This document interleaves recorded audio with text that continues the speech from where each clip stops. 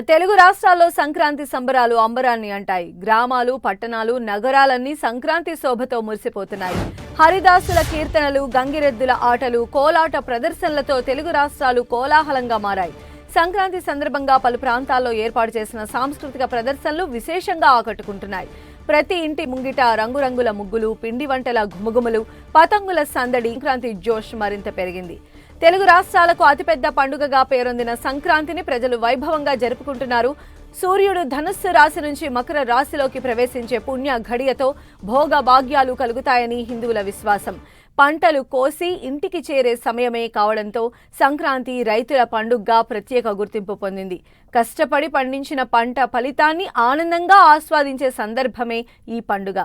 పెద్దలు చిన్నలు అన్న తేడా లేకుండా అందరూ కలిసి పండుగను ఆనందంగా జరుపుకోవడం ఈ సంక్రాంతి ప్రత్యేకతగా చెప్పుకోవచ్చు.